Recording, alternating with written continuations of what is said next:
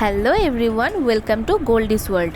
আজকে বেশ অনেক দিন পর তোমাদের জন্য নিয়ে এসেছি আরও একটা নতুন ভিডিও শুরুটা দেখে তোমরা তো বুঝতেই পারছো আমরা বেরিয়েছি কোথাও যাওয়ার জন্য।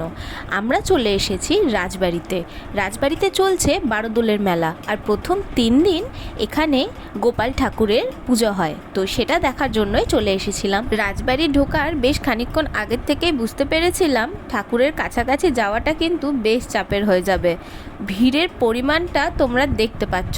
যেহেতু আমরা এসেছি রবিবার, আর এই পুজোটা হয় শুধুমাত্র 3 দিন, আর আজকে ছিল 3 নম্বর দিন, সেই জন্য ভিড়টা ছিল মারাত্মক বেশি।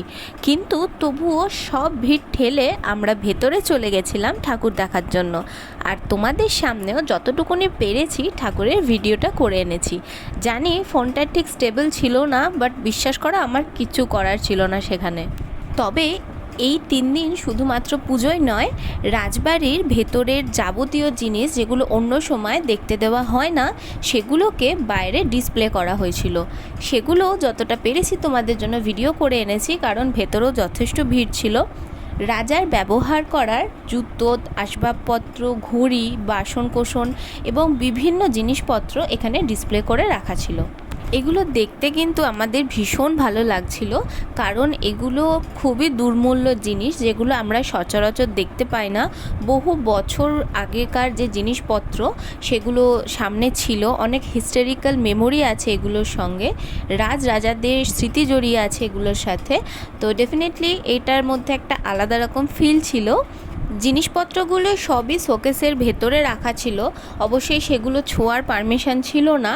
আর শুধুমাত্র জিনিসপত্রই না, এখানে ঠাকুরের মূর্তি, যে ঠাকুর পুজো করা হতো, তাছাড়াও আরও বিভিন্ন রকমের জিনিস, ঘর সাজানোর জিনিস যেগুলো রাজবাড়ির ভেতরে থাকতো, সেগুলোকেও এই 3 দিনের জন্য বাইরে আনা হয়েছিল, যাতে সাধারণ মানুষ যারা বাইরের থেকে আসছে বা কৃষ্ণনগরবাসী সবাই আমরা এগুলোকে দেখতে পারি।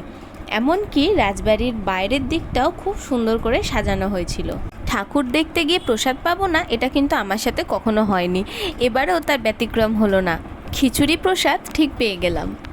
ঠাকুর দেখে বেরিয়ে ভেবেছিলাম মেলায় ঢুকবো, কিন্তু এত প্রচণ্ড ভিড় দেখে আর ইচ্ছাটা থাকলো না।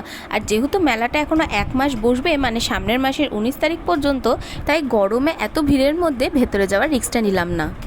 বাইরের থেকে এক বাটি কুলফি খেয়ে চলে গেলাম বাড়িতে। এই ভিডিওটা কেমন লাগলো অবশ্যই জানিও। তোমাদের আগেও বলেছি, আমি প্রফেশনাল ইউটিউবার না হওয়ার কারণে আমার যে নিজের প্রফেশন আছে সেটার জন্য আমি সবসময় ভিডিও মেকিংয়ের টাইম পাই না। তো যাই হোক, এবার থেকে অবশ্যই চেষ্টা করবো রেগুলার ভিডিও দেওয়ার। এই ভিডিওতে কিন্তু লাইক কমেন্ট অবশ্যই করতে হবে। দেখা হচ্ছে খুব তাড়াতাড়ি পরের ভিডিওতে। টাটা।